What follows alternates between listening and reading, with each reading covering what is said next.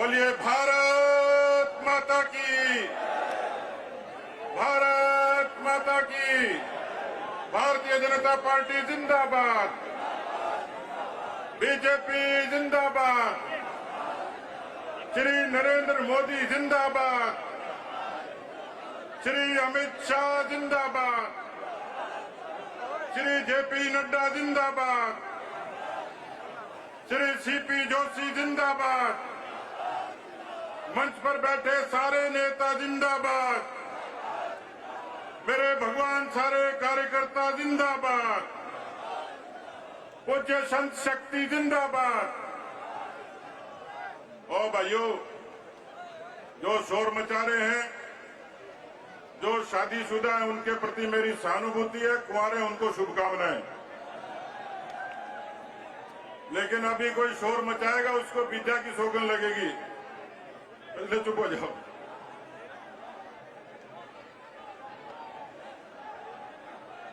आज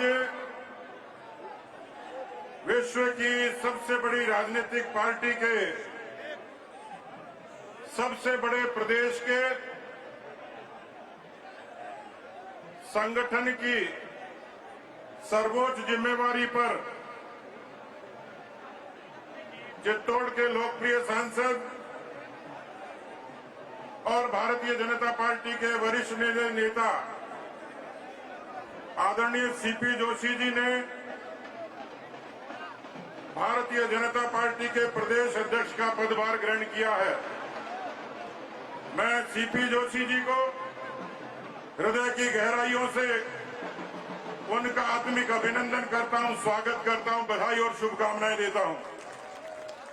और आपसे भी गुजारिश करूंगा कि जोरदार तालियों के साथ, करतल ध्वनि के साथ, गगन भेदी नारों के साथ में उनका स्वागत करें।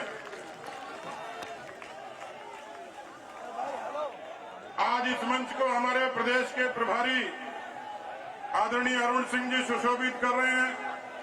हमारी सह प्रभारी आदरणीय विजया राहटकर जी, हमारे दोनों केंद्रीय मंत्री, कोर समिति के सभी सदस्य, हमारे अग्रज आदरणीय महेश शर्मा जी, आदरणीय ओम प्रकाश माथुर जी और भारतीय जनता पार्टी के संगठन की परंपरा के सभी पूर्व अध्यक्षगण, यहां पर उपस्थित हमारे सभी जनप्रतिनिधि, विधायक, सांसद, पूर्व विधायक, पूर्व सांसद, कार्यकर्ता बहनों और भाइयों, मैं आप सबका इस बात के लिए धन्यवाद देता हूं। मैं अपने आप को सौभाग्यशाली मानता हूं। मैं चूरू जिले के एक छोटे से किसान के घर में पैदा हुआ और जिस दिन जयपुर शहर में कदम रखा, महाराजा कॉलेज में जब एडमिशन लिया, उस पोर्च पर अखिल भारतीय विद्यार्थी परिषद के सदस्य के नाते अपना जीवन शुरू किया। वो दौर था विपक्ष की राजनीति का, वो दौर था श्री राम जन्मभूमि के आंदोलन का, वो दौर था कश्मीर के आंदोलन का, वो दौर था बोफोर्स के आंदोलन का। अखिल भारतीय विद्यार्थी परिषद मेरी पहली पाठशाला बनी, जिसने मुझे संस्कार दिए, प्रेरणा दी।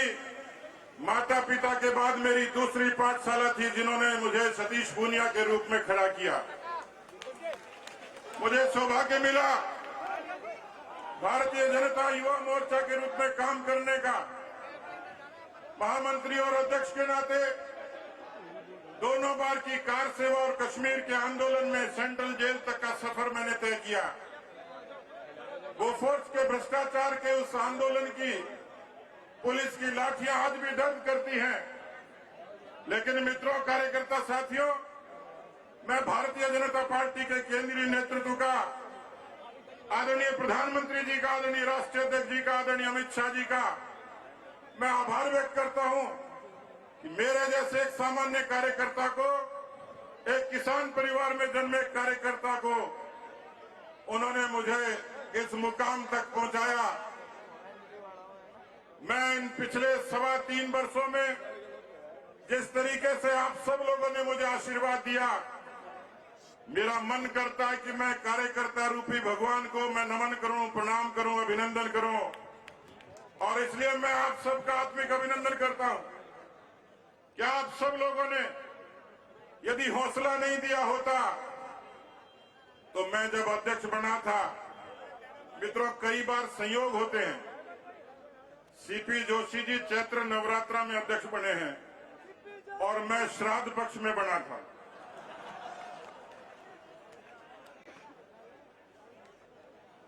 मित्रों मुझे सब लोग कहते तू श्राद्ध में बना है, तेरी मियाद कितनी है पता नहीं, अब गया तब गया। लेकिन मुझे किसी ज्ञानी ने कहा कि तुझे पितरों का आशीर्वाद है, और उन पितरों के आशीर्वाद ने इतनी ताकत दी कि दो बार कोरोना से लड़ाई हुई, जिंदगी और मौत की जंग लड़ी, लेकिन मेदांता हॉस्पिटल से आपकी दुआओं से जीतकर वापस मैदान में आया। मित्रों कोरोना के उस कालखंड को कौन भूल सकता है। राष्ट्रीय अध्यक्ष जी ने, माननीय प्रधानमंत्री जी ने कहा कि सेवा ही संगठन के संकल्प को आगे बढ़ाइए। एक बड़ी चुनौती थी, लेकिन आपका ये कार्यकर्ता उस चुनौती को स्वीकार करके राजस्थान के 2 करोड़ लोगों तक भोजन, राशन और इलाज की सुविधा हम लोग करवा पाए, और इसी सेवाई संगठन के पराक्रम से हम लोगों ने राजस्थान में कोरोना का हराया। संयुक्त राष्ट्र संघ की रिपोर्ट कहती है कि राजस्थान में भारतीय जनता पार्टी ऐसा संगठन था जिसने सरकार से भी आगे बढ़ के और कोरोना को हराकर राजस्थान की जनता को सहूलियत दी। मुझे अफसोस भी है कि जब दूसरी वेव आई थी, हमारे 685 कार्यकर्ता शहीद हो गए कोरोना में सेवा करते हुए, मध्यम वर्ग के परिवारों के वो लोग। लेकिन मुझे इस बात की खुशी है, मुझे अखबार के लोगों ने कहा कि आपका कार्यकाल पूरा हो गया तो आपको कैसा महसूस हो रहा है। मैंने कहा एक अंग्रेजी का शब्द है जॉब सेटिस्फैक्शन। हम सब ने मिलकर भारतीय जनता पार्टी की शक्ल को केवल नारों की नहीं, राजस्थान की इस मरुधरा पर सरोकारों की पार्टी बनाकर हमने समाज के रचनात्मक पक्ष को छुआ है। मित्रों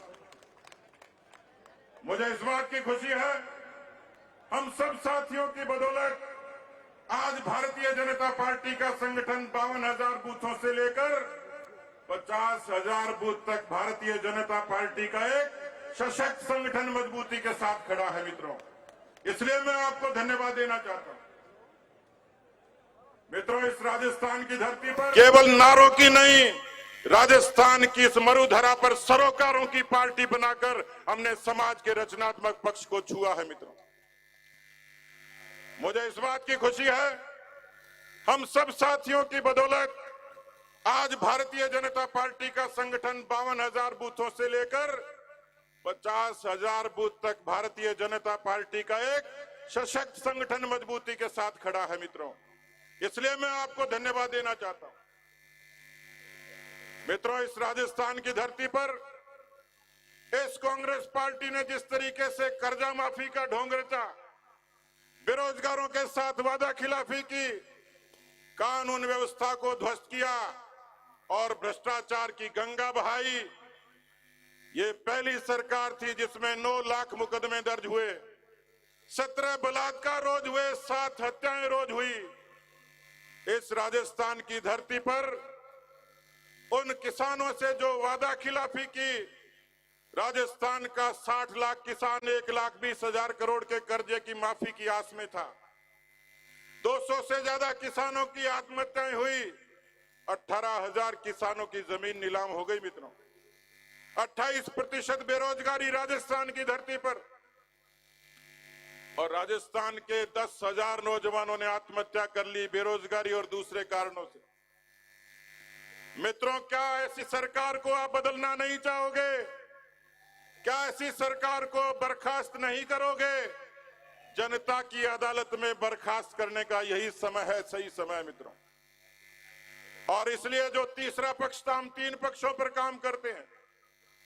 हम संगठन की रचना के हिसाब से आगे बढ़ते हैं, हम रचनात्मक काम को अपना हिस्सा बनाकर आगे बढ़ते हैं, और जब जरूरत पड़ती है तो हम आंदोलन को अपना धार बनाकर, अपना ढाल बनाकर, अपना हथियार बनाकर जनता के हितों के लिए लड़ते हैं। इन तीनों ही आयामों पर, पेपर लीक से लेकर बेरोजगारी तक, कानून व्यवस्था से लेकर भ्रष्टाचार तक, भारतीय जनता पार्टी का एक एक कार्यकर्ता योद्धा बनकर इस सरकार से लड़ा। और इसलिए कार्यकर्ता साथियों, ये तीन चुनौतियां थी। हमने संगठन को दुरुस्त किया, हमने सेवा का पराक्रम किया, हमने धरती पर आंदोलन के जरिए राजस्थान की जनता के बीच में अलख जगाने का काम किया। इसलिए मित्रों, यही कारण है कि जन आक्रोश अभियान ने, मुझे खुशी हुई कि हमारे जैसलमेर के जिलाध्यक्ष ने कहा कि हम 206 गांव में गए। आप कल्पना कर सकते हो, जैसलमेर जैसे सीमावर्ती क्षेत्र में जन आक्रोश यात्राओं ने ढाणी ढाणी अलख जगाने का काम किया।